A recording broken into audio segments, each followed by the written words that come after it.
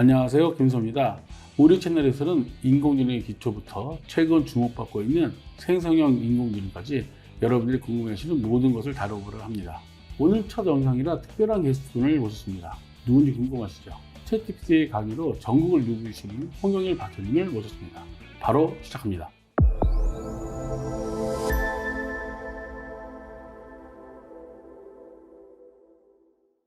홍영일 박사님 안녕하세요. 네, 반갑습니다. 네. 안녕하세요. 우리 홍영일 박사님은 제가 뵌 지가 아마 작년에 뵀죠? 어떻게 그동안 어떻게 챗GPT가 많이 바뀌었나요? 챗GPT는 하루하루 진화하고 있어서 네네. 정말 자고 일어나면 내용을 업데이트해야 돼요. 제가 이제 전국을 다니며 강의를 하는데 네. 어제 강의할 때, 오늘 강의할 때 내용이 계속 바뀌고 계속 있어요. 바뀌고 있어요. 그리고 최근에 중순쯤, 5월 중순쯤에 큰 이슈가 하나 터졌었죠. GPT-4o 네. 네, 발표가 있었죠. 그래서 챗GPT-5를 사람들이 O라고 생각하시는 분도 있더라고요. 그래서 O가 어떤 건지. 옴니버스 할 때 옴니의 O인데 그래서, 네. 어떤 분들은 GPT 4.0 막 이렇게 발음하시는 분들이 있고 많이 헷갈려 하시더라고요. 그러니까요. 그러면 우리 교수님이 오늘 첫 강의신데 어떤 거 주제로? 사실 우리가 챗GPT를 쓰시는 분들은 GPT-4o가 발표될 때 네. 상당히 다들 충격을 받고 되게 설레어하시는 분들도 많지만 대부분은 챗GPT를 시작도 못 하신 분들이 많아요. 시작했다가 멈칫하시는 분들도 많고. 그렇죠. 이유는 챗GPT가 거짓말하기 때문에 챗GPT가 거짓말한다던데 정확하지 않대. 그러면서 이 사용을 이렇게 좀 주춤거리시는 분들이 많아요. 오늘 첫 번째 주제는 챗GPT의 거짓말입니다. 거짓말이? 그러면 챗GPT가 거짓말을 한다는 내용인가요? 네네. 챗GPT가 거짓말하는데 네. 챗GPT 거짓말은 챗GPT의 기술적 한계일까요? 아니면 챗GPT의 놀라운 강점일까요? 그런데 보통 거짓말을 하려고 그러면 뭔가 창의적으로 나와야 될 것 같아서. 그쵸. 우리가 세상을 살아가다 보면 거짓말 잘하는 사람들은 되게 똑똑해요. 그렇긴 하죠. 그쵸. 네. 사실 챗GPT의 이 거짓말하는 능력은 챗GPT의 한계라기보다는 챗GPT가 인간을 뺨치게 거짓말을 잘하기 때문에 인간의 지위를 넘볼 수도 있다. 뭐 이런 식의 이야기를 오늘 제가 풀어보려고 합니다. 그러면 거짓말이라는 게 우리가 듣는 사람 할 때는 약간 사실적인 것 같은 내용도 들어가는 거죠. 사실이라고 이게 헷갈리는 거죠. 헷갈리니까 이걸 우리가 나중에 알았을 때 이게 거짓말을 하는 거지 들을 당시에는 잘 모르는 경우가 많잖아요. 맞아요. 그래서 듣는 사람이 사실이라고 믿어 넘길 수 있을 만큼 해야 제대로 된 실력 있는 거짓말이라고 할 수가 있겠죠. 그러면 지금 이 방송을 보시는 분들은 제가 볼 때 뭐 거짓말이냐가 아니고 이게 내용을 다 들으면 왜 거짓말이 주제가 거짓말의 미학인지가 나오겠네요. 네, 주제는 이제 챗GPT 거짓말의 미학인데 여기서 거짓말은 어떤 사실을 일부러 숨기려는 어떤 악의적인 의미의 거짓말이 아니고 마치 이 순수한 어린 꼬마 아이가 자신의 상상의 세계를 마음껏 펼칠 때 말을 지어내잖아요. 그렇죠. 그래서 말을 지어낸다는 의미로 제가 이제 그걸 거짓말이라고 했습니다. 왜냐면 많은 사람들이 거짓말이라고 하니까. 그래서 은유적으로 이렇게 거짓말이라는 표현을 그렇죠. 쓰시는 거네요. 그리고 여기 보시면 제목이 보면 헐루시네이션이에요? 할루시네이션이에요? 표준 표기법은 헐루시네이션이라고 써야 되는 것 같아요. 왜냐면 챗GPT에게 할루시네이션 제가 다 입력을 해봤어요. 그랬더니 얘가 이제 말을 잘 알아듣고 이 말을 바꾸는데 다 헐루시네이션을 바꾸시더라고요. 알겠습니다. 이 방송을 보시는 분들은 헐루시네이션으로 하는 걸로 약속을 하도록 하겠습니다. 네. 그래도 되겠죠? 네. 그러면 계속 설명을 좀 해주시죠. 챗GPT와 같은 생성형 AI는 우리가 이제 인공신경망에 그 어떤 데이터를 가지고 학습을 시키잖아요. 그렇죠. 학습을 시킬 때 기본적으로 감정 분석 훈련 방법을 주로 사용을 했습니다. 감정 훈련 방법이라는 게 무슨 말이에요? 감정 분석. 네. 우리가 이제 sentiment analysis라고 하는데, 그러니까 어떤 텍스트가 주어졌을 때요. 챗GPT가 텍스트를 읽고 이 텍스트 이면에 담긴 감정이 긍정적인 감정이냐 부정적인 감정이냐 이런 것들을 유추해서 맞출 수 있도록 훈련을 시켰다는 거죠. 그래서 예를 들어서 제가 이제 좀 이따 보여드릴 건데요. 어떤 그 상담 일지 같은 걸 보여주고 한 줄 한 줄 어떤 감정이 담겼는지 감정 분석을 해줘. 그러면 기가 막히게 합니다. 원래 챗GPT와 같은 생성형 AI는 그러한 감정 분석을 아주 잘하도록 훈련이 되어 있다는 거죠. 그러니까 사람들이 챗GPT랑은 대화가 통할 수 있다는 것도 그것도 맞습니다. 포함이 되어 있겠네요. 그죠? 맞습니다. 네. 즉 상대방의 어떤 이야기를 듣고 그 상대방의 이야기 속에 담긴 감정을 유추해낼 수 있다면 네. 그러면 상대방에게 공감을 할 수 있다는 뜻이 되겠죠. 그렇죠. 그러니까 챗GPT는 공감 전문가다. 공감 전문가다. 네. 그러니까 마치 대화를 하면 할수록 좀 더 사람 같아지는 것 같은 그런 느낌이 드는 거죠. 얘가 나를 이해하네? 얘가 네. 지금 내 말의 의중을 충분히 파악하고 답변을 하고 있네? 라는 착각이 드는데 이게 착각인지 진짜인지 헷갈리죠. 그렇죠. 근데 만약에 공학 쪽에서는 무조건 정답이 딱딱 있잖아요. 맞는지 그렇죠. 틀리게 나오지만 인문학 쪽에서는 조금 틀릴 수도 있는 내용이네요. 우리가 이제 문학에서는 네. 어떤 팩트보다는 문학적 허구를 통해서 그렇죠. 우리 인간 사회의 혹은 우리 인간 삶의 어떤 진실을 추구해 나간다라고 네. 볼 수가 있어요. 네네. 근데 문학적 허구라는 장치가 진실을 추구할 수 있을 만한 강력한 장치라고 할 수가 있습니다. 그렇죠. 마찬가지로 챗GPT가 감정 분석을 통해서 뭔가 이 상대방의 의중을 혹은 감정을 이해하고 분석해서 공감해 줄 수 있다면 그러면 이제 그 공감할 때 어떤 팩트를 뭐 맞다 틀리다 이렇게 하는 것이 아니라 이런 표현으로 이런 감정 상태가 나타날 수 예상이 되고 그럼 그거에 맞추어서 내가 대응한다면 그러면 상대방에게 이제 공감해 준다라는 의사를 전달하게 되고 그럼 상대방은 공감 대화 속에 푹 빠져들어가게 되는 거죠. 그러면 우리 보통 얘기하는 소설도 실질적으로는 사실은 아니지만 허구인 내용이지만 작가가 지어서 내는 거잖아요. 그렇죠. 그거랑 비슷하다고 생각하면 되는 거죠. 그렇게 보시는 것이 정확합니다. 그죠. 그러니까 항상 소설에서는 팩트 정확한 게 아닌데 마치 정확한 것처럼 느껴질 수 있게끔. 우리의 실제와 상당히 비슷해서 예. 매우 그럴듯하다라고 우리가 이제 인정하는 거죠. 근데 보통 우리가 컴퓨터를 사용한다든지 뭐 인공지능을 사용하면 무조건 사실만 얘기해달라고 생각을 하잖아요. 그렇죠. 하면 무조건. 네. 그런 사고를 버리고 생각하면 훨씬 이해가 쉽겠네요. 그죠? 네, 맞습니다. 여기서 한 가지 중요한 걸 좀 짚고 넘어가야 되는데 네. 챗GPT와 같은 생성형 AI가 검색 패러다임을 바꿀 것이다 라고 우리나라에 작년에 이제 소개가 됐어요. 그렇죠. 그게 챗GPT를 오해하는 가장 결정적인 그런 계기가 됐습니다. 챗GPT는 검색 엔진이 아닙니다. 그렇죠. 네네. 그래서 검색 패러다임을 바꾼다.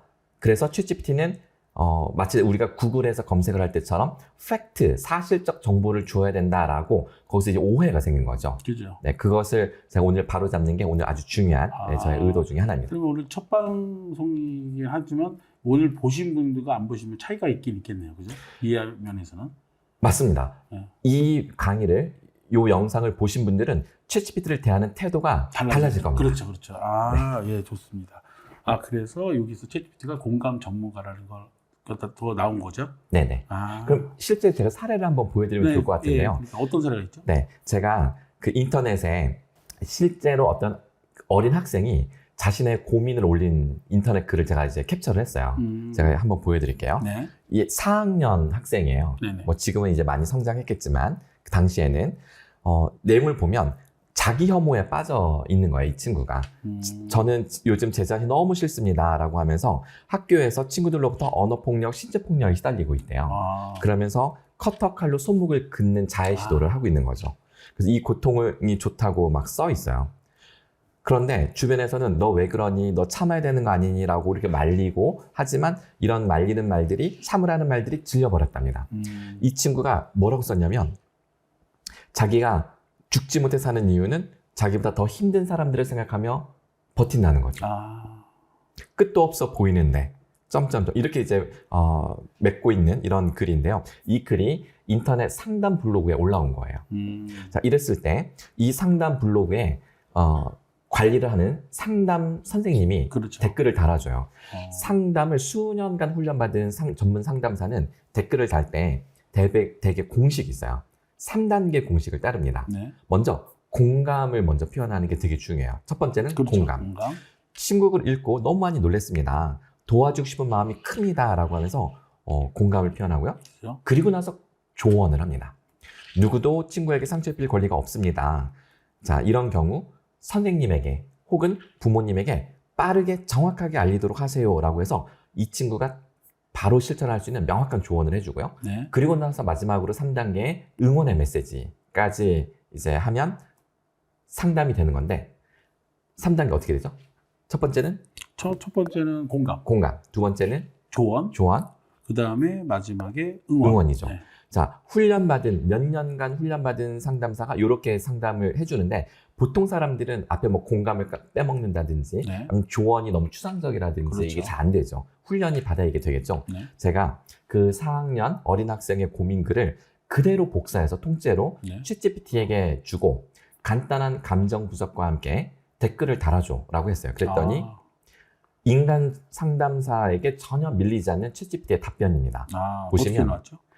간단한 감정 분석도 해주고요. 네. 이 글을 통해서 어떤 이 아이의 감정이 느껴지는지를 분석을 해주고 그리고 네. 나서 공감, 조언, 그리고 마지막 응원의 메시지까지 그 전체적인 분량도 그리고 내용의 형식도 전문 상담사에 전혀 밀리지 않는 손색 없는 그런 댓글을 달아주는 걸 볼 수가 있습니다. 이렇다 그러면 전문 상담사들이 했던 내용들을 얘가 학습을 해서 학습을 통해서 나온 결과가 되지 않을까요? 사실 전문 상담사의 어떤 상담 글을 학습했다라기보다는 네.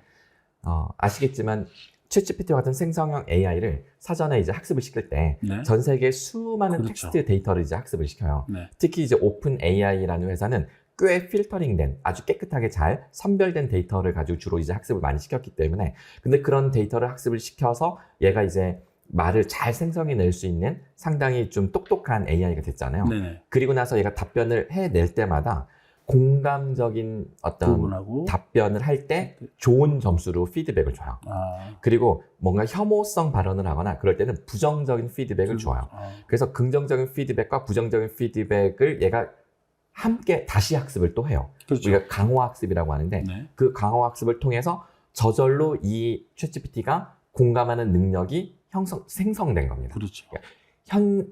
형성되었다고 해야 되겠죠. 공감 능력이 저절로 발현이 된 것이다. 의도적으로 훈련시킨 게 아니라 그러한 강화학습 과정을 통해서 공감을 잘하는 AI로 만들어졌다. 그러면 여기 이 내용을 보면 다 사실에 근거해서 나왔겠죠? 거기 보면 그 부분을 제가 말씀드려 볼게요. 지금 화면을 제가 이제 지금 띄워보면 네. 얘가 지금 이제 조언을 해줄 때 보시면 전화번호도 있고요. 인터넷 자살 예방 상담 사이트 인터넷 주소를 무려 3개나 주고 있어요. 그렇죠. 근데 제가 링크가 있으니까 제가 클릭을 해봤겠죠. 네. 이 하이퍼 링크를 제가 클릭을 해봤는데 2개는 진짜인데 하나가 가짜 링크입니다. 하나가 이게 어떻게 만든 거죠? 그러면 이거를? 일단 제가 이렇게 여쭤볼게요. 네네. 진짜 링크가 2개고 네. 가짜 링크가 하나가 나왔잖아요. 네네.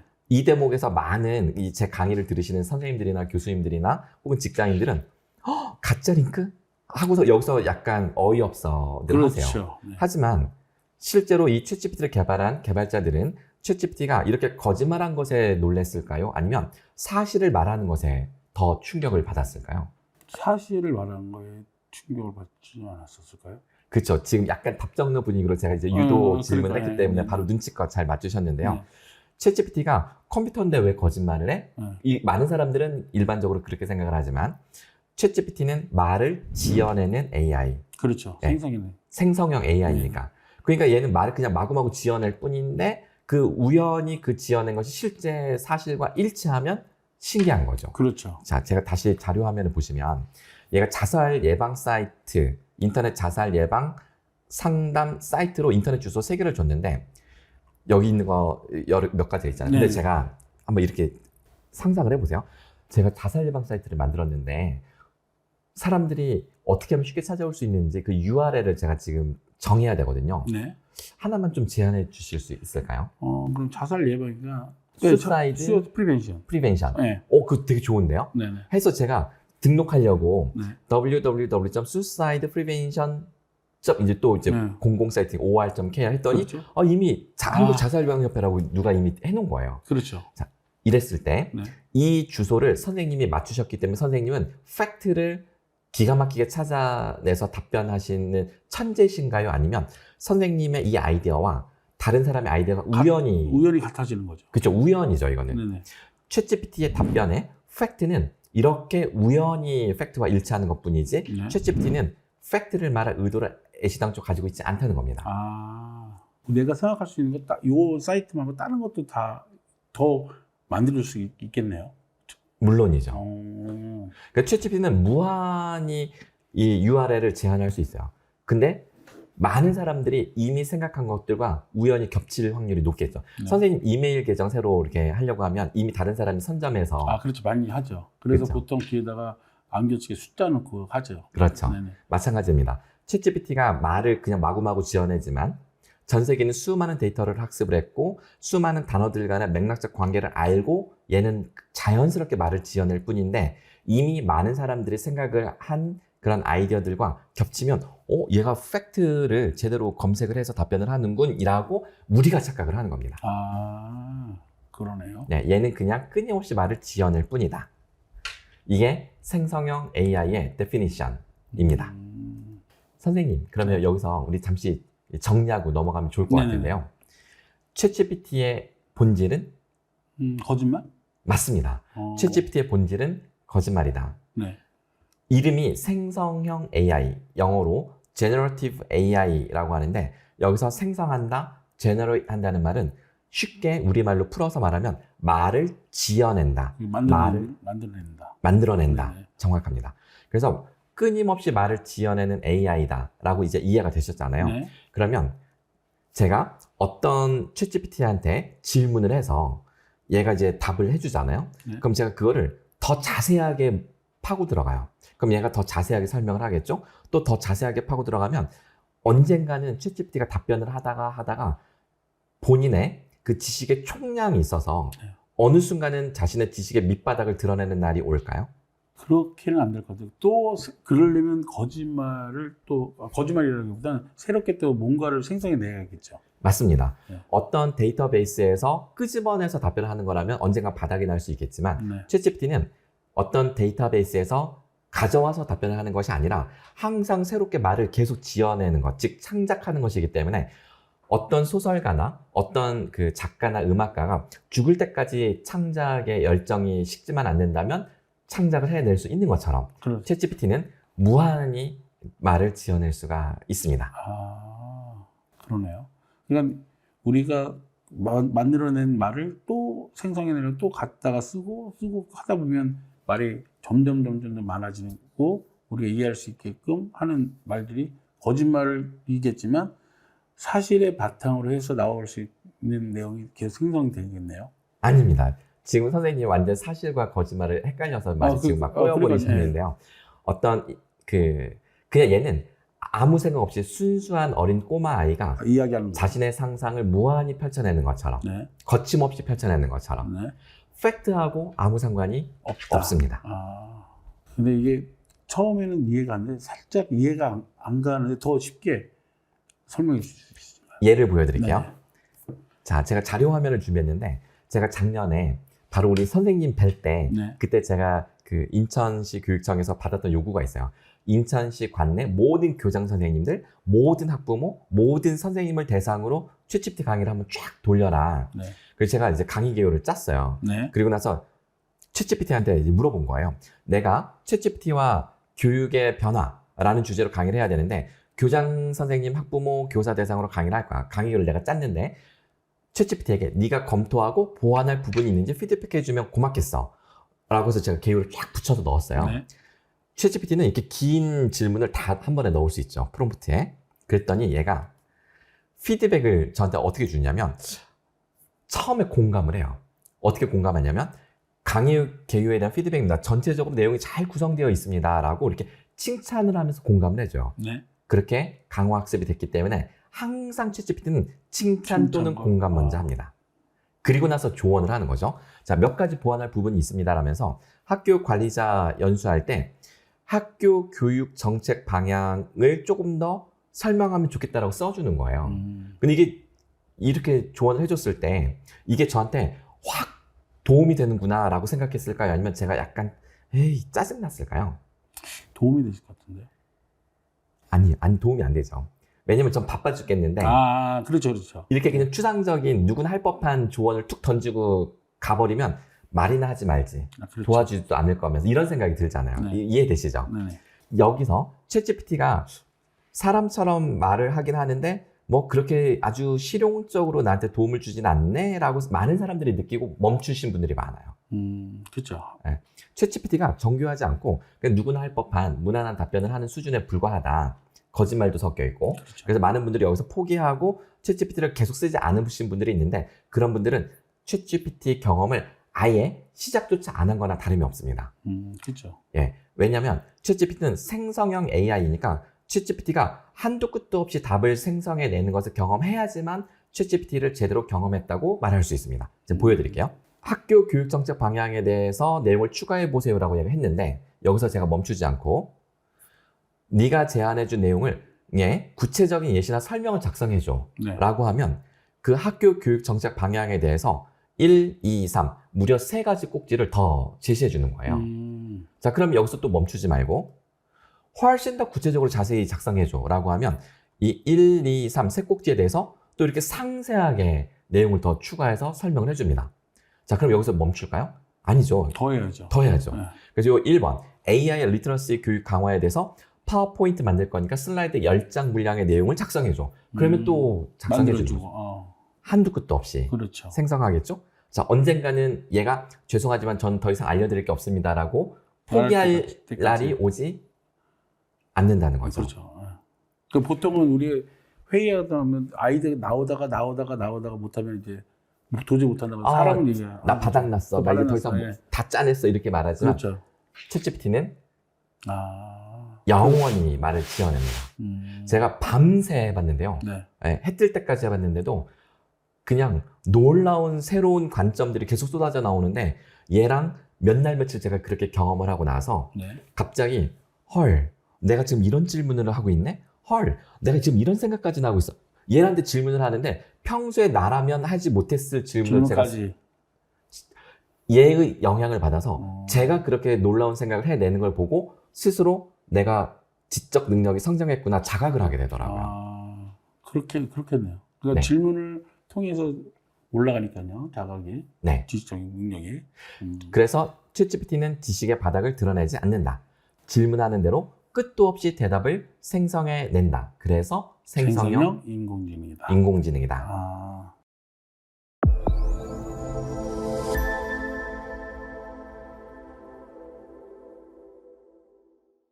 이 대목에서 제가 질문을 드려볼게요. 네네. 상상한다는 건 이해가 되셨죠? 챗GPT가 그렇죠. 상상한다. 그럼 챗GPT가 추론한다는 이야기 들어보셨을 거예요. 그렇죠. 자, 추론은 컴퓨터가 하는 걸까요? 아니면 상상하는 인간이 하는 걸까요? 추론은 인간이 하는 거죠. 그렇죠. 우리가 추론적으로 사고하다.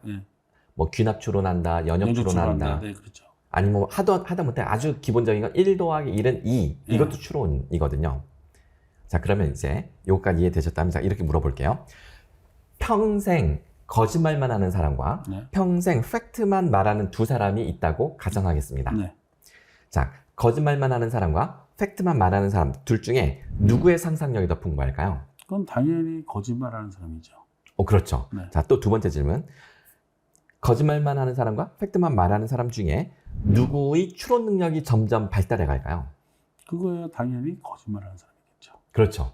왜냐하면 계속 거짓말을 하려면 상대방을 계속 속여 넘겨야 되는데 매우 그럴듯하게 말을 계속 지어내려면 이게 추론이 돼야 되거든요. 그렇죠. 근데 팩트만 말하는 사람은 맞다 틀리다만 말하면 되니까 끝나죠. 대화가 딱 끝나죠. 대화가 끝나죠. 왜냐하면 상상할 필요도 없고 그렇죠. 내용이 그냥 거기서 끝나는 거죠. 그러니까 추론할 필요도 없는 거죠. 그러니까 팩트만 말하는 사람은 지능이 고도화될 그런 계기가 아예 마련되지가 않는 거죠. 그렇죠. 챗GPT는 거짓말을 하기 때문에 인간처럼 무한한 상상이 가능하고 챗GPT가 거짓말을 할 수 있기 때문에 인간처럼 추론 능력이 고도화될 수 있는 겁니다. 그렇죠. 그래서 챗GPT가 인간의 지위를 넘볼 수 있기 때문에 무서운 것이고 위험한 것이다. 그렇다면은 챗GPT가 사람이 가지고 있는 능력을 능가할 수 있다 그 말씀이시죠? 정확합니다. 그러면 챗GPT 계속 써야 돼요? 저는 이런 질문을 들을 때 뭐라고 답변하냐면 솔직히 약간 걱정되시죠. 제 얘기 듣고 나니까 직원들이가 걱정돼가지고 갑자기 겁이 나고 그러죠. 학교에 학교 폭력, 학폭을 일삼는 일진이 있다고 해봐요. 모든 학생들이 그 친구와 그림자만 봐도 막 피해 다닐 정도로. 근데 그 학교에 그 친구를 두려워하지 않는 학생이 있어요. 네. 누굴까요? 선생님이죠. 하고 걔보다 싸움 잘하는 애들. 아니죠. 그건 뭐예요?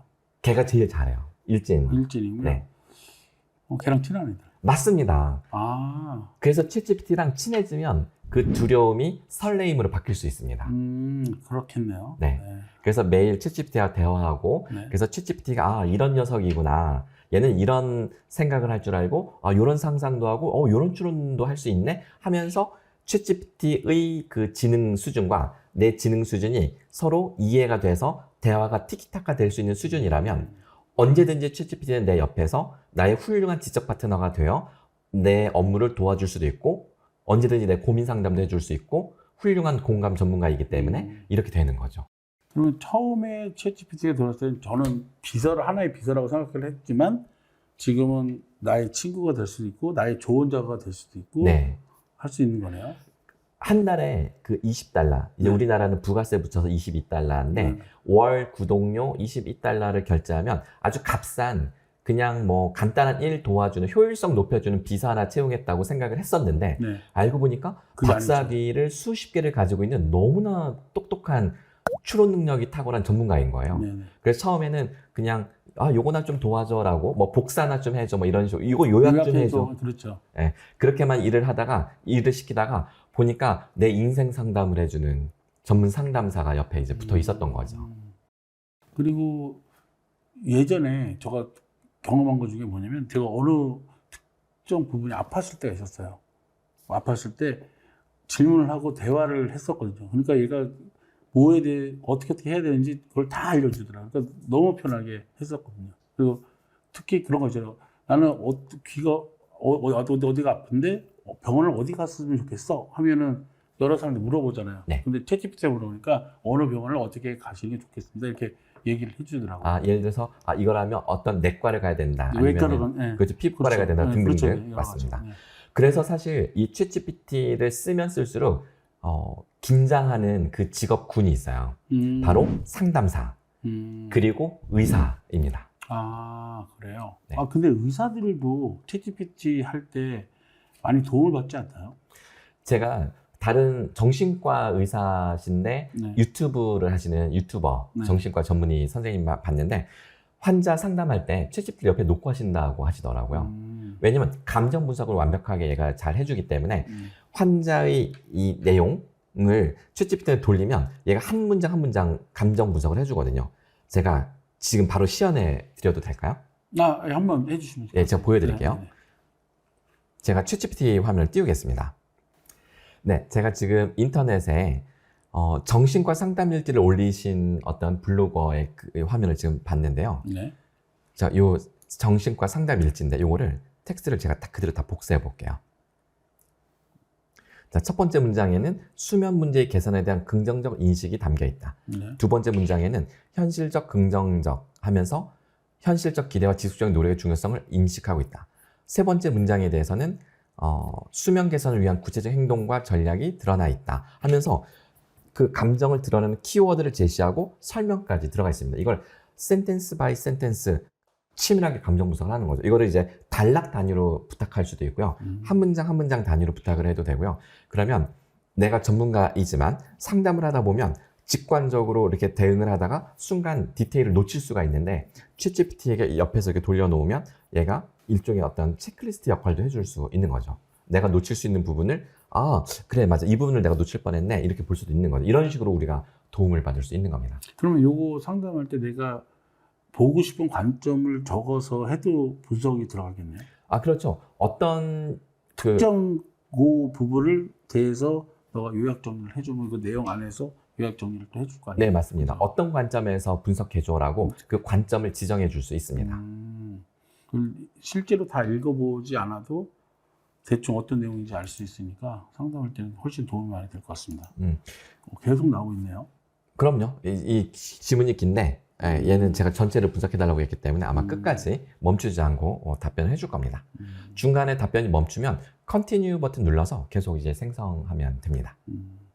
어떤가요? 챗GPT의 거짓말은 챗GPT의 한계인가요? 아니면 강점인가요? 강점인 것 같아요. 네. 처음에는 한계고 사람이 안 쓰는 계기가 되는 것 같은데 지금 한번 들어보니까 이 거짓말이라기보단 새롭게 만들어내는 거에 대한 이게 제목이 거짓말이기보다는 다 들으면 생성의 미학인 것 같습니다. 제가 봐서는요. 네, 맞습니다. 챗GPT는 생성형 AI 한 가지 종류이죠. 그래서 상상하고 추론을 합니다. 네. 팩트와 무관하다. 네. 팩트를 말할 의무도 없고 팩트를 말할 의지도 없다. 챗GPT는 항상 거짓말한다. 근데 여기서 거짓말이라는 표현이 조금 부정적인 뉘앙스를 가지고 있기 때문에 네거티브 뉘앙스. 그래서 말을 그럴듯하게 지어낸다. 그렇죠. 근데 저는 이제 그거를 이제 많은 사람들이 거짓말이라고 하니까 그대로 썼는데, 그러니까 사실 챗GPT가 거짓말한다라고 지적을 하는 거는 마치 소설가나 어떤 작가에게 가서 문학적 허구를 통해서 우리 삶의 진실을 추구하는 작가한테 가서 내가 당신 소설책 여러 권 읽었는데 당신은 온통 거짓말밖에 할 줄 모르시나 봐요? 온통 거짓말뿐이더군요. 라고 따져 묻는 그런 이상한 모습이라는 거죠. 챗GPT에게 거짓말한다고 따져 묻는 것은 소설가한테 왜 거짓말하냐고 묻는 것과 같다. 소설가가 문학적 허구로서 우리 삶의 진실을 추구하듯 생성형 AI는 이 거짓말하는 능력을 통해서 우리 인간의 주의를 넘보고 있다. 그렇죠. 네.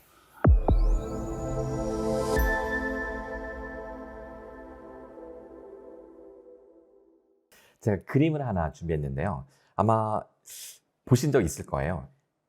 이 그림은 많이 봤었죠. 네, 스페이스 오페라 극장이라는 제목을 가지고 있는 그림인데 2022년도 8월에 미국 콜로라도 주에서 이 미술 대회를 했어요. 그때 디지털 아트 페어 부분에서 우승작인데 이 그림을 보면 어떤 상당히 판타지스러운 느낌도 있고요. 그리고 놀라운 어떤 작가의 세계관이 투영된 것 같은 그림이어서 이게 우상을 받았는데 미드저니라고 하는 그림 생성 AI로 만든 그림입니다. 많은 사람들이 아니 미드저니에 어떻게 프롬프트를 넣으면 이런 그림이 나올까 되게 궁금해했어요. 그렇죠. 네, 알려진 바에 따르면 작가 이름이 제이스 앨런이라는 사람인데 무려 80시간 동안 900번이 넘는 프롬프트를 수정해서 그러면 이 그림 기본적인 그림 하나를 가지고 계속 질문을 받고 바꿔줘 한 게 900번이라는 얘기. 네, 맞습니다. 질문을 바꿔서 다시 그리고 마음에 안 드니까 또 질문을 고쳐서 또 다시 생성하고 그렇게 해서 80시간 동안 900번의 시도, 트라이를 해서 이 그림이 완성이 됐다는 것이죠. 그럼 이 정도는 거의 그린 거나 진비 없겠네요. 그렇게도 볼 수 있죠. 사실은 우리가 이제 붓으로 그림을 그린 게 아니라 프롬프트로 그림을 그렸다. 그런데 그래 80시간 동안 900번을 고쳐서 하면 정말로 내가 붓으로 그린 것처럼 상당히 노력이 들어갔겠구나라는 생각이 들죠. 그럼 그 그림을 그리면서 약간 묘사도 바꾸고 이렇게 바꿔줘 저렇게 바꿔줘 계속 들어가서 생각이 계속 들어간 거 아니에요? 맞습니다. 내 생각이. 머릿속의 이미지를 언어로 계속 구현을 한 거죠. 그렇죠. 그래 많은 사람들이 그 프롬프트를 궁금해했습니다. 하지만 이 작가가 그 프롬프트를 공개를 거부해서 많은 사람들이 궁금해했지만 프롬프트가 중요하구나. 야, 우리도 이걸 배워야 되겠다. 이거 훈련이 필요한가? 이제 이러면서 프롬프트 엔지니어링이라는 말이 일반인들에게 널리 이제 회자되기 시작을 했습니다. 사실 이 프롬프트 엔지니어링이라는 말은 원래 이런 가벼운 의미가 아니라 원래 생성형 AI를 학습시키고 훈련시킬 때 사용되는 개발자들의 용어예요. 원래 우리가 지금 쓰고 있는 챗GPT의 버전이 GPT-3, GPT-4 그리고 이제 이번에 GPT-4.5가 나왔죠. 이제 곧 GPT-5도 나온다고 하고. 근데 그러면 GPT-2도 있었겠죠. GPT-1도 있었겠죠. 2018년도에 GPT-1이 나왔고 2019년도에 GPT-2가 나왔는데 그때만 해도 챗GPT가 사람의 말을 잘 못 알아들었어요. 왜 그러죠? 인간의 뇌 구조를 본따서 만들긴 했는데 말하자면 뇌 용량이 작은 거죠. 그래서 아무리 학습을 시켜도 이 정도면 충분하지 않을까 하지만 얘가 말귀를 잘 못 알아들어요. 그럼 뇌 용량을 좀 키워보자. 인간의 시냅스가 100조 개인데 GPT-1은 약 1.15억 개 정도밖에 안 돼요. 약 1억 개 정도. 그러니까 100조 개와 1억 개는 뭐 비교도 할 수 없을 차이죠. 그래서 이거를 그럼 15억 개 수준 늘려보자. 10배를 늘렸어요. 근데도 말귀를 잘 못 알아들어요. 그런데 어쩌다가 챗GPT가 말귀를 알아들을 때가 있어요. 언제요? 그냥 우연히 이렇게 질문하니까 얘가 간단하게. 뭐 간단하든 안 하든 이렇게 질문하면 얘가 알아듣고 어떻게 질문하면 못 알아듣고. 어떻게 하면 못 알아듣고 그럴 때 챗GPT가 알아듣는 그 질문의 목록을 많이 우리가 뽑아 놓으면 네. 나중에 유용하게 쓸 수 있잖아요. 그렇죠. 챗GPT한테 뭔가 얻어내려면 이런 질문 목록 중에서 내가 하면 빨리빨리 답이 잘 나오더라. 이 질문 목록을 많이 만들어내는 사람들을 프롬프트 엔지니어라고 합니다. 그 사람들을 칭하는 게 프롬프트 엔지니어링. 네네네. 그러니까 챗GPT가 알아들을 수 있는 질문을 많이 찾아내는 게 중요했으니까요. 그래서 그 사람들의 그 몸값도 막 연봉이 뭐 4억 원이다 막 이런 얘기들이 막 있었던 거예요. 하지만 챗GPT가 말귀를 못 알아들을 때 필요했던 기술이 프롬프트 엔지니어링이라면 챗GPT가 이제는 너무나도 말귀를 잘 알아듣고 심지어 대화를 해보면 이 챗GPT가 내 머릿속을 휘짓고 다닌 것처럼 너무나 내 의중을 잘 알아듣고 답변을 해준단 말이에요. 공감을 너무 잘해준단 말이죠. 그러면 이제는 화려한 질문 기술 따위는 이제 의미가 없어진 거죠. 프롬프트 엔지니어링의 패러다임이 바뀌고 있습니다. 챗GPT가 진화해 나감에 따라. 그 기억나시나요? GPT-3와 GPT-4의 추론 능력을 비교한 논문 보셨잖아요. 자, GPT-3는 추론 능력이 인간의 어느 수준과 비슷하다고 했는지 기억나시죠? 저기 학부생? 대학교 학부생 수준. 대학교 학부생들에게 우리가 일을 시키려면 그냥 대충 말해도 얘가 말귀를 잘 알아듣고 일을 해오나요? 아니면 정확하게 꼬치꼬치 짚어서 이야기를 해줘야지 그나마 일을 좀 해오잖아요. 그게 프롬프트 엔지니어링이라고 보시면 돼요. 그래서 챗GPT 무료 버전 사용자들은 이 프롬프트 엔지니어링 기술을 배우면 조금 향상된 답변을 얻어내는 데 도움이 되기는 했어요. 그렇죠. 그러니까 정확하게 질문을 명확하게 해달라고 항상 이야기를 했었고. 네, 그랬을 때 챗GPT 3.5는 답변을 좀 더 잘해주는 경향이 있다. 하지만 GPT-4부터는 그 기술을 쓰나 안 쓰나 답변의 차이가 큰 차이가 없다는 게 많은 연구 보고입니다. 그래요? 그건 실제로 볼 수는 없나요? 거기에 대해서? GPT-4에서 아까 GPT 3.5는 정확한 프롬프트를 넣어야 되는데 4.0부터는 아까 정확히 질문을 안 해도 얘가 질문을 통해서 맥락을 통해서 내 머리를 휘어잡으면서 나온다는 내용을 말씀해 주셨잖아요. 제가 준비를 했죠. 진짜요? 네, 제가 이 시간에 보여드리려고 제가 약 한 짧게 제가 챗GPT와 대화하는 거를 녹화한 영상을 제가 준비를 했어요. 그걸 이제 띄워드릴 거예요. 어떤 상황이냐면, 그러니까 제가 어떤 상황을 가정하고 만든 영상이냐면 공부를 지지리도 하기 싫어하는 학생이 있어요. 공부를? 네. 그러니까 공부에 흥미도 없고 공부가 잘 안 되나 봐. 네. 근데 선생님한테는 잘 보이고 싶은 학생이에요. 선생님한테 잘 보고 싶은데 공부를 하기 싫어. 네. 그럼 선생님 입장에선 그 학생이 되게 짠하고 안타깝잖아요. 근데 뭔가 성적을 잘 주고 싶지만 숙제를 해와야 주잖아요. 그렇죠. 뭔가 내야지 점수를 주잖아요. 그렇죠. 어느 날 선생님이 답답해서 이렇게 말을 하는 거예요. 야, 숙제를 해와야 선생님 점수를 주니까 너 집에 가서 챗GPT 있지? 챗GPT를 써서라도 해와. 챗GPT가 다 해준대잖아. 그랬더니 이 학생이 네 하고서 이제 집에 갔어요. 자, 그러면 컴퓨터 앞에 딱 앉았겠죠? 챗GPT를 딱 열었는데 일단 얘는 질문할 줄도 몰라요. 한숨부터 푹 쉬면서 자, 이제 대화를 하겠죠? 자, 제가 그런 상황을 가정해서 만든 영상인데 먼저 영상 보시면 제가 다른 부연 설명 안 해도 이 영상 하나로 다 이해가 되실 겁니다. 프롬프트 엔지니어링 필요가 없구나. 영상을 한번 보실까요? 네네.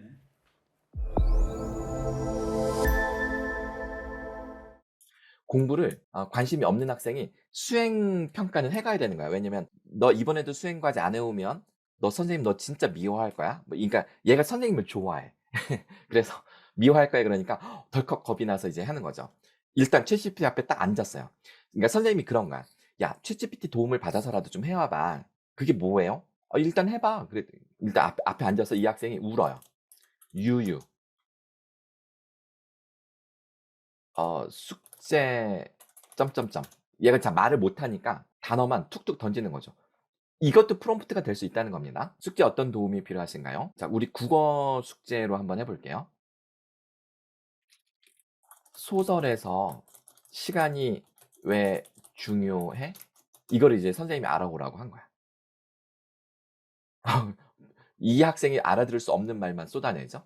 자, 그럼 스탑을 누르고 오른쪽에 스탑 누르고 뭔 소리야?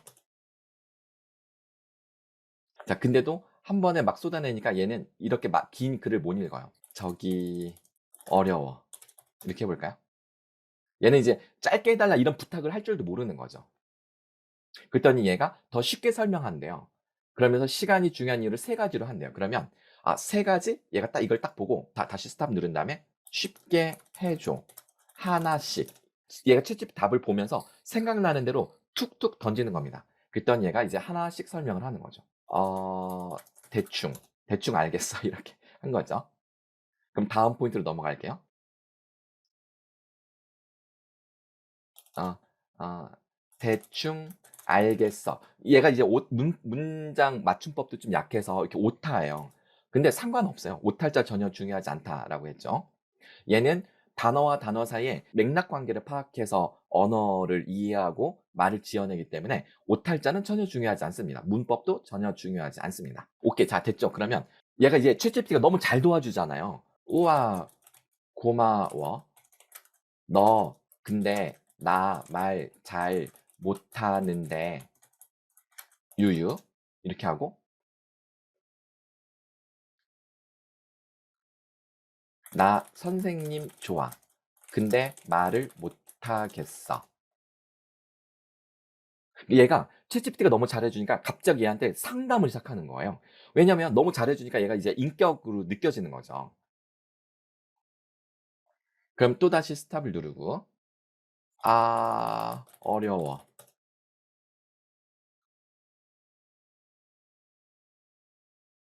자신이 편안하게 느끼는 게 중요하대요. 그래서 쉬운 거부터 해보라고 얘가 알려주네요. 그러면 여기서 수업에 적극적으로 참여하기에 얘가 딱 꽂힌 거죠. 그래서 맨날 수업 시간에 잠만 자다가 수업 시간에 적극적으로 참여하는 것만으로도 선생님이 좋아할까? 이제 이걸 물어봐야 되겠죠. 나 잠만 잤는데 수업 시간에 적극적으로 참여하면 쌤이 날 관심 가질까? 자, 요런 식으로. 자, 근데 이 챗GPT가 이렇게 하나하나 대화를 해주는 과정을 보면 상당히 뭐랄까요? 윤리적이고 도덕적으로 얘가 공감해 주면서 접근하고 있다는 걸 알 수 있습니다. 요즘 학생들이요, 챗GPT랑 친해지면 애들이 공손해집니다. 왜냐면 챗GPT의 말투를 따라갈 수밖에 없으니까요. 계속 얘랑 대화를 하면. 상당히 예의 바르게 강화학습 훈련을 받은 챗GPT이기 때문에 학생들이 나이가 어려도 챗GPT랑 친해져서 나쁠 것이 없다라는 게 저의 판단입니다. 심지어 얘가 지금 뭐라고 하냐면 잠을 많이 자더라도, 그러니까 지금 이 학생의 상태를 인정하면서도 개선안을 주잖아요. 그러니까 얼마나 편안하게 이 학생이 이걸 받아들이겠어요? 수업에서 잠을 많이 자더라도 작은 노력을 보여주면 된다. 그러면서 팁을 줘요. 그럼 이 학생이 자기가 할 수 있는 것부터 하나씩 해보겠죠? 네. 그래서 저는 공부를 잘하는 학생보다 공부를 못하는 학생이 챗GPT의 잠재력을 더 잘 끌어낼 가능성이 크다고 생각합니다. 왜냐면 똑똑한 애들은 자기가 딱 원하는 것만 얻어내려고 그야말로 우리 옛날식 프롬프트 엔지니어링 방식으로 이거 딱 원하는 것만 얻어낼 거잖아요. 그러면 정말 이 박사학위가 여러 개가 있는 전문가를 데려다 놓고 복사, 카피해 주세요. 이렇게 시키는 것밖에 안 되는 거예요. 나 이거 해가야 되는데 어떡하지? 나 답답해 죽겠어. 그러면 이제 이 사람이, 똑똑한 사람이 부모님처럼 얼마나 잘 도와주겠어요? 네. 프롬프트 엔지니어링의 패러다임이 바뀌었다. 이 영상을 보니까 진짜 우리가 프롬프트에서 뭐 질문을 정확히 할 필요가 없네요. 그냥 처음에 유유 시작했는데. 그러니까 거기서 그 부분에서 깜짝 놀란 게 유유했는데 어떻게 감정을 딱 표현해 준 거 보니까. 그렇죠. 네. 뭘 도와줄까요? 그래서 숙제. 무슨 숙제? 무슨 과목인가요? 국어. 그리고 보면 도리어 챗GPT가 사람한테 질문을 하더라고요. 그죠? 네. 챗GPT가 왜 거꾸로 질문을 할까요? 원래 챗GPT는 질문에 답변만 하는 AI라고 그렇죠. 생각을 하잖아요. 제가 기억이 나는 게 작년에 그 챗GPT 3.5 처음 나왔을 때요. 너는 나한테 질문해봐. 너는 맨날 답변만 하는데 넌 질문할 줄 모르니? 그랬더니 저는 답변을 하도록 훈련되었습니다. 저는 질문을 안 합니다. 근데 GPT-4는 제가 뭔가 좀 답답하잖아요. 그럼 챗GPT가 답답해서 저한테 역으로 질문을 해요. 네, 얘가 진화한 거죠. 그렇죠. 지금 이 사람에게 내가 질문을 통해서 이 사람이 하려는 생각을 내가 더 끌어내야 되겠다라는 그런 의도를 가지고 챗GPT가 대화를 풀어나가는 거죠. 그러면 진짜 더 사람하고 얘기하듯이 되는 거네요. 네. 여기서 중요한 한 가지 질문을 드리면서 이제 마무리를 하면 좋을 것 같은데요. 챗GPT는 인간처럼 의도가 있을까요? 의도가 없을까요? 챗GPT는 의도는 없을 것 같은데요. 우리랑 대화할 때 챗GPT가 의도가 없다면 나한테 질문을 안 하겠죠. 그렇긴 하겠죠. 예, 질문을 한다는 거는 얘가 나를 도와주겠다는 어떤 의도가 그렇죠. 그런 목적을 있겠죠. 네. 챗GPT는 공감하도록 강화학습된 AI이기 때문에 사용자, 질문자를 어떻게든 도와주겠다는 인텐션, 의도를 가지고 있습니다. 그렇기 때문에 질문도 가능한 거예요. 그러니까 도와주려는 의도를 가지고 있기 때문에 너의 궁금증을 계속 내가 해소를 해줘야 되니까 또 질문하고, 그러니까 우리가 보통 상담을 하다 보면 계속 듣다가 질문을 하잖아요. 그러다 보면 대답하다 보면 내가 무슨 생각하는지 알고 그래 분석이 된다. 그렇죠. 챗GPT가 나를 끌고 가는 거죠. 프롬프트 엔지니어링 패러다임이 바뀐 것입니다. 그래요? 그러면은 그럼 프롬프트 엔지니어링을 잊어도 그냥 할 수 있는 거죠? 사실 또 그렇게 말씀드릴 수는 없고요. 프롬프트 엔지니어링이 여전히 필요하기는 합니다. 네. 그래서 제가 이렇게 정리를 해볼게요. 제가 두 가지로 정리를 해드리겠습니다. 프롬프트 엔지니어링은 필요하다. 언제? 내가 원하는 바가 내 머릿속에 명확하게 이미지가 있어서 내 머릿속의 이미지대로 무엇인가 얻어내고자 할 때는 정확한 질문이 필요합니다. 네. 그때는 프롬프트 엔지니어링의 기술들이 필요하고요.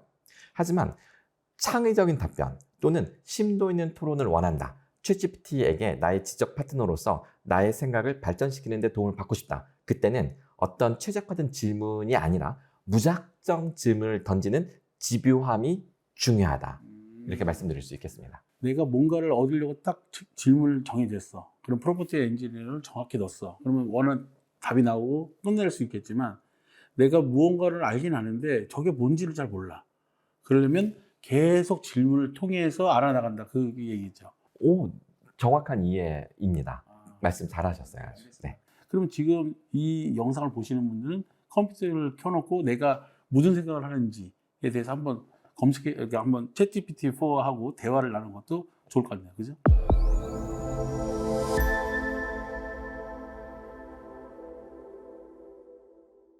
사실 한 두어 달 전까지만 해도 단연 GPT-4가 가장 강력하다라고 네. 인식이 됐었어요. 그런데 그 뒤에 끊임없이 진화하는 새로운 모델들이 나오면서 지금 아주 피 튀기는 경쟁을 하고 있다고 볼 수가 있는데 제가 전부 나열해 드려볼게요. 크게 4개의 회사를 기억하셔야 됩니다. 오픈 AI, 네. 챗GPT를 만들었죠. 마이크로소프트의 코파일럿, 그렇죠. 구글 제미나이, 네. 엔트로픽의 클로드 3. 그 엔트로픽은 조금 생소한데요. 엔트로픽이라는 회사는 오픈 AI의 개발자들 중에 몇몇이 나와서 새로 만든 회사입니다. 네. 그리고 또 이 각각의 AI 모델이 보시면 챗GPT는 GPT 3.5부터 GPT-4, GPT-4.5가 있고요. 네. 코파일럿도 코파일럿 프로, 그 다음에 마이크로소프트 365의 코파일럿. 네. 제미나이도 기본 제미나이가 있고 제미나이 어드밴스드가 있고요. 클로드 3도 하이쿠, 소넷, 오퍼스. 엄청 많죠. 그렇죠. 종류가 되게 많네요. 네. 또 이 중에서 제가 이렇게 하이라이트한 요 모델들은 유료 계정입니다. 유료 계정. 네, 구독료를 결제를 해야 쓸 수 있는데 이렇게 하이라이트한 이 모델들을 써야 인간의 기본적인 추론 능력을 능가하는 모델이기 때문에 실질적으로 도움이 되고요. 야, 생성형 AI가 이 정도구나 라는 이야기가 나올 수 있는 것들입니다. 그런데 제가 이 여러 가지를 봤을 때 가장 궁금했던 게 뭐냐면 마이크로소프트사에서는 코파일럿 있죠. 네. 거기에서 예전에 나왔을 때 어떤 영상이 나왔었냐면 내가 가지고 있는 폴더에 있는 내용들, 사진들을 가지고 프리젠테이션을 만들어준다고 했었거든요. 근데 그거 제일 궁금했는데 이거 어떻게 시연이 가능할까요? 가능합니다. 지난 4월 30일자로 한국어 버전에서도 이게 서비스가 시작이 됐어요. 진짜요? 네, 제가 지금 보여드릴게요. 네. 파워포인트에서 제가 이제 새 프레젠테이션을 열고요. 네.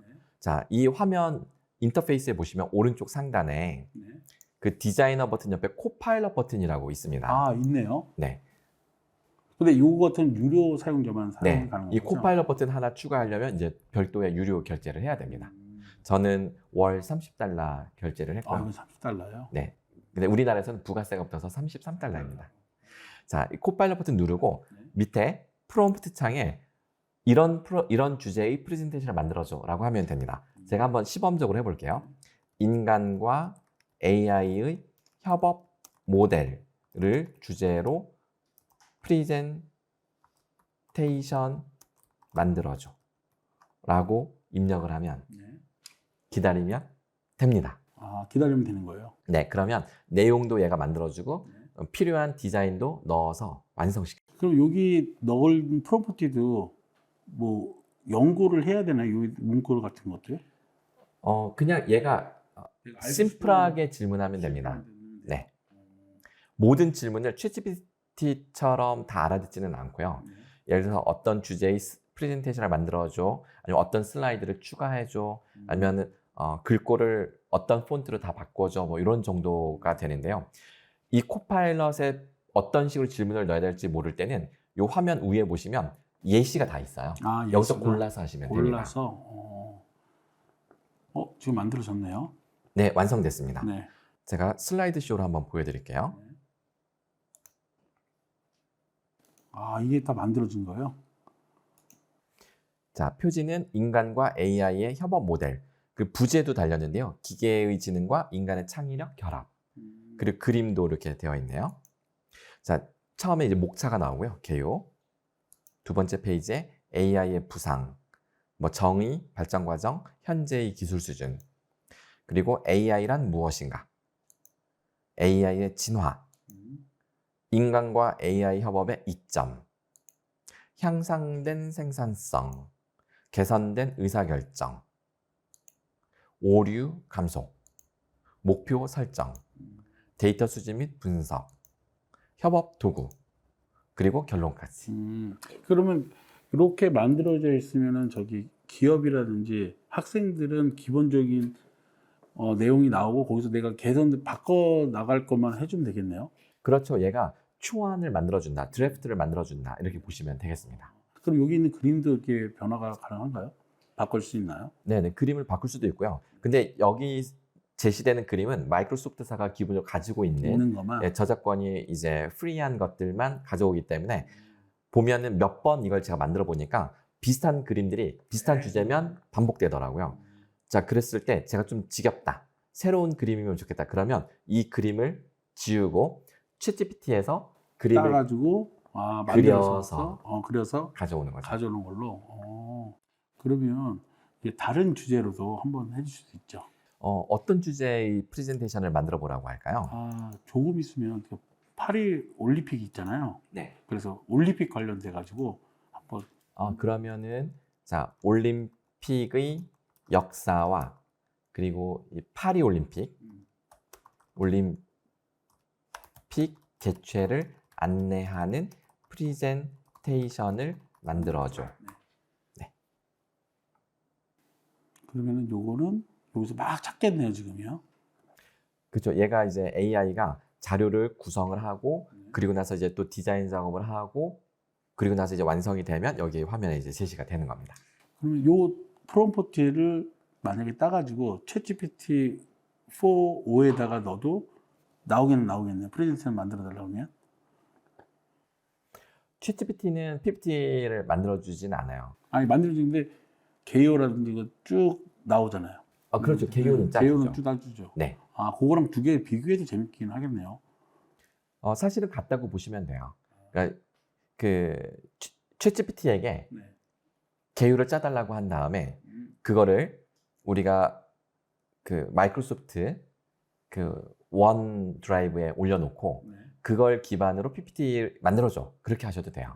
그러니까 원고를 코파일럿에서 알아서 만들게 해도 되지만 챗GPT에서 정교하게 원고를 만들고 그거를 가져다가 PPT로 만들어줘라고 코파일럿에서 요구를 하는 거죠. 그리고 좀 더 정확하게 나올 수 있겠네요. 그렇죠. 제가 원하는 내용을 더 정교하게 넣을 수 있는 것이죠. 그럼 어떻게 만드는지 한번 보여주십시오. 자, 슬라이드 쇼로 한번 볼까요?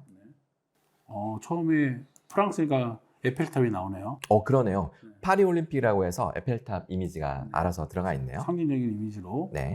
그다음에 처음에 이제 개요 나오고 목차죠. 역사에서 현재로 이어지는 올림픽 역사가 나와 있습니다. 네. 한국의 올림픽 역사도 들어가 있어요. 그러니까요. 네, 제가 신기하네. 한국인인 걸 알고 있네요. 그러네요. 올림픽의 기원, 근대 올림픽에서 등장, 네. 한국의 올림픽 역사, 파리 올림픽 개최 안내. 그래서 했는데 아마도 얘는 파리 올림픽이 2024년 여름에 개최됩니다. 이번 대회는 매우 혁신적인 내용으로 새로운 기술과 디지털 기술의 활용 그리고 지속 가능한 발전을 목표로 합니다. 네. 이런 내용까지 들어가 있습니다. 파리 올림픽 지역 숙박 시설까지 나오네요. 네, 추천 숙박 시설 안내도 여기는 이제 그냥 개요시로 나와 있는데 이런 내용을 넣으면 좋겠다라고 생각이 되면 이제 코파일럿에 물어보고 내용을 여기다 더 추가할 수가 있는 것이죠. 그리고 마지막 결론까지. 네, 좋습니다.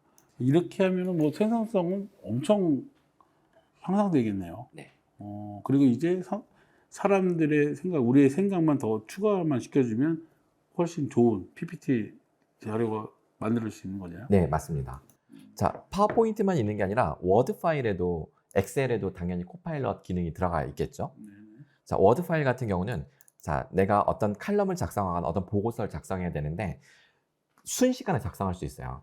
자, 지금 제가 화면을 띄웠는데 오른쪽에 코파일럿 버튼을 눌러서 기본적으로 문서를 만드는 것도 가능하지만 기본적으로 이 문서 안에 보시면 왼쪽에 코파일럿 버튼이 있습니다. 이 코파일럿 버튼을 누르고 예를 들어서 자기소개서라고 쓰고 생성 버튼 누르면 그럼 내가 문서를 작성하다가 키워드만 주고 생성 버튼 누르면 얘가 알아서 쫙 뽑아내요. 네. 그래서 기본적인 포맷을 얘가 제시해 주는 거죠. 자, 그러면 여기서 내가 이제 내용을 조금씩 바꿔가면서 작성을 할 수가 있겠죠. 그래서 코파일럿 버튼이 항상 있기 때문에 문서를 작성하다가 갑자기 내가 문장을 못 만들겠어요. 머리가 이제 너무 굳은 거죠. 그러면 키워드 넣고 생성 버튼 누르면 얘가 문장을 쫙 만들어줘요. 그래서 마음에 들면 그대로 적용하고. 아니면 거기 키워드 좀 바꾸든가 뭐 어떻게 바꿔달라고 그렇죠. 그렇게 수정해 나가면 순식간에 문서를 작성해 나갈 수가 있습니다. 그래서 마이크로소프트 365의 코파일럿 버튼은 우리의 업무 생산성을 높여주는데 시간적 효율성을 높여주는 거죠. 그렇죠. 네. 모든 직장인들이 드디어 칼퇴가 가능해지는 것이죠. 그런데 촉은 없어진다는 얘기네요. 쉽게 얘기해서. 칼퇴는 하니까요. 네, 촉은 없어지겠네요. 네. 자, 이제 코파일럿은 제가 먼저 소개를 해드렸는데 사실 비교를 할 때 제가 코파일럿을 빼고 비교를 할 거예요. 왜냐하면 코파일럿은 챗GPT를 가져다 쓰는 거거든요. 그렇죠. 그래서 얘를 빼고 챗GPT, 구글 제미나이, 엔스로픽의 클로드 3 이 세 가지 모델을 비교할 겁니다. 현재 AI 시장은 3파전이라고 할 수 있어요. 이 세 모델의 3파전. 물론 그 페이스북을 만든 그 메타의 AI도 있어요. 근데 아직 우리나라에는 서비스가 안 되고 있어서 제가 그걸 비교할 수 없기 때문에 걔를 빼고 이 세 가지를 제가 비교해 드릴 겁니다. 자, 어떻게 비교할 거냐면 추론 능력을 제가 비교할 거예요. 간단한 계산 능력으로. 자, 그런데 얘네들에게 문제를 풀라고 하기 전에 선생님이 좀 도와주셔야 되는데요.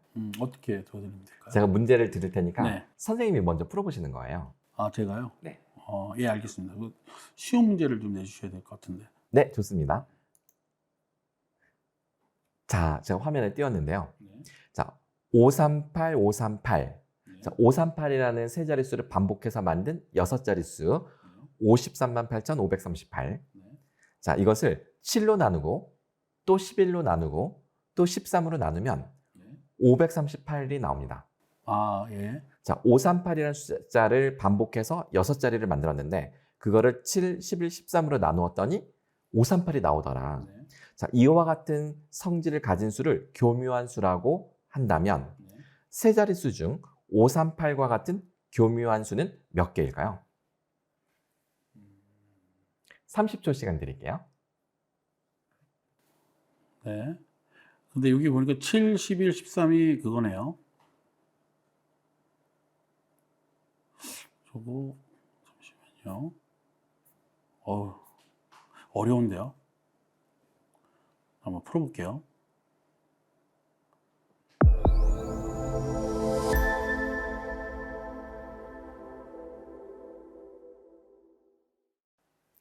문제가 이해도 안 되셨죠? 솔직히 이해가 안 갔어요. 네, 저도 솔직히 문제가 이해가 안 됐는데 제가 한참을 생각하고 이해를 했어요. 자, 설명을 드려볼게요. 네. 여기 이제 나누기 7, 나누기 11, 나누기 13 이거를 묶어서 나누면 이게 이제 나누기 곱하기가 돼요. 가로로 하면. 그럼 7, 11, 13을 곱하면 1001이 됩니다. 네. 1001. 자, 그러면 이 1001이라는 그 숫자의 속성에 비밀이 있는데 어떤 세 자릿수를 1001을 곱하면 그 세 자릿수가 반복되는 6자릿수가 돼요. 그렇죠. 그러면 거꾸로 그 ABC를 1001로 나누면 ABC가 되죠. ABC가 되겠죠. 그러니까 이 조건을 만족하는, 즉 교묘한 수라는 이 성질을 만족하는 세 자릿수 ABC는 ABC 어떤 자리가 와도 돼요. 그렇죠. 이 문제는 결국 모든 세 자릿수가 몇 개냐라는 질문입니다. 몇 개일까요? 그럼 999개 아니에요? 100부터니까 앞에 100부터 그러니까 빼면 900개. 그렇죠. 999에서 999를 빼면 900개가 정답인데 이것을 챗GPT나 구글 제미나이가 풀었을까요? 못 풀었을까요? 제 생각에 하지 않았을까요? 자, 보여드리겠습니다. 자, 먼저 구글 제미나이 얘는 정답이 2개래요. 2개예요? 풀이 과정은 되게 긴데 네. 결국은 틀렸어요. 네. 그런데 지난 5월 14일 날 구글 I.O. 프레젠테이션에서 이번에 업그레이드가 됐어요. 구글 제미나이 1.5 프로 버전이 나왔는데 얘는 제가 물어보니까 정답 900개를 맞췄어요. 7, 11, 13을 묶어서 1001이라는 것을 파악하고 그래서 모든 세 자릿수가 정답이 될 수 있다는 걸 알고 900개를 맞췄어요. 추론을 제대로 한 거죠. 다만 10번을 물어봤는데 5번은 맞추고 5번은 틀렸습니다. 아직 불안정하죠. 그 다음 엔스로픽의 클로드 3 오퍼스 모델에게 물어봤습니다. 얘는 역시 900개를 맞췄고요. 중간에 1001이라는 값을 구해서 그 속성을 이해하고 100부터 999까지 총 900개를 맞췄습니다.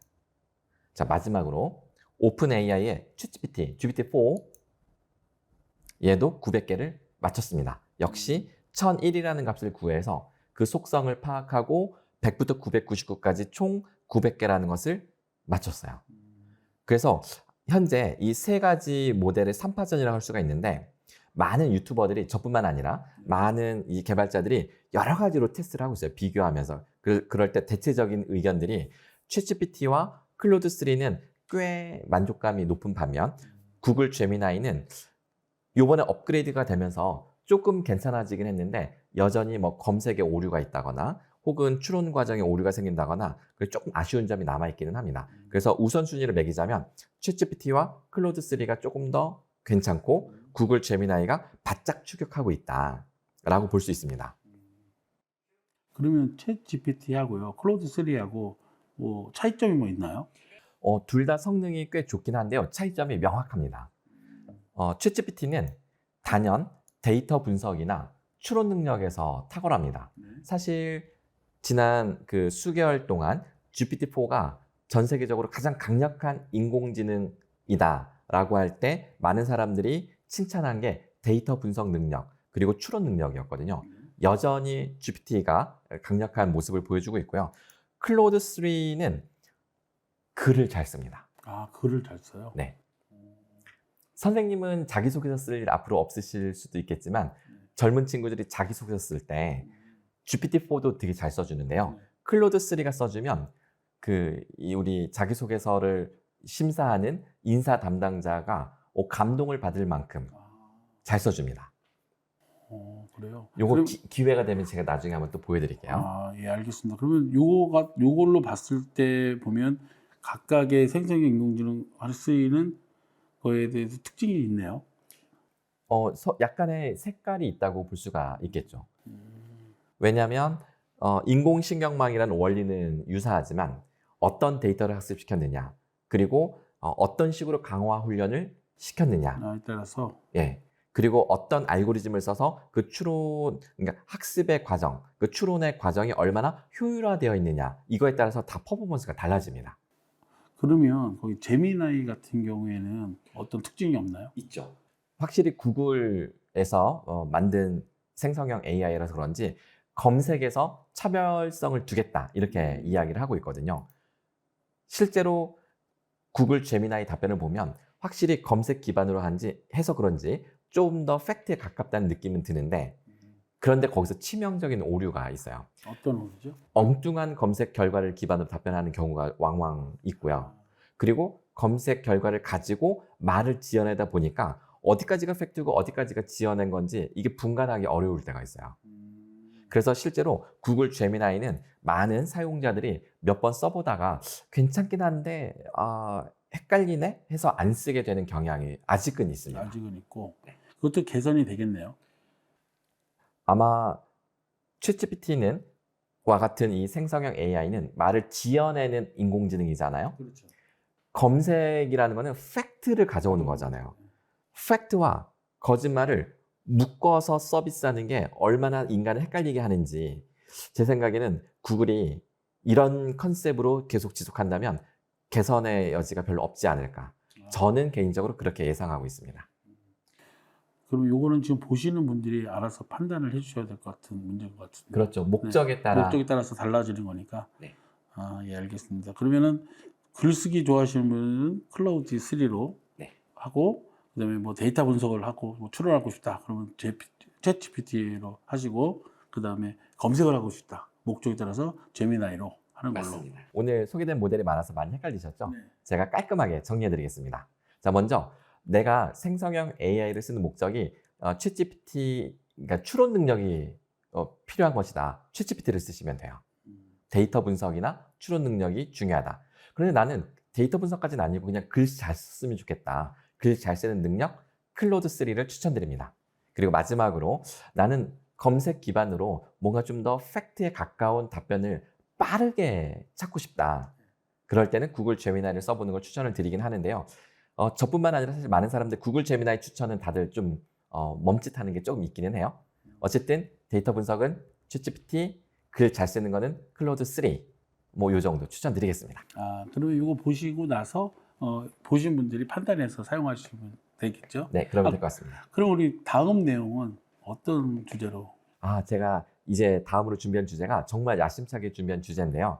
사실 이 생성형 AI 계속 진화하잖아요. 네. 이제는 보고 듣고 말하는 이 멀티 모달리티 기능이 거의 뭐 그냥 내 애인처럼 느껴질 정도로 그 인격이 느껴져요.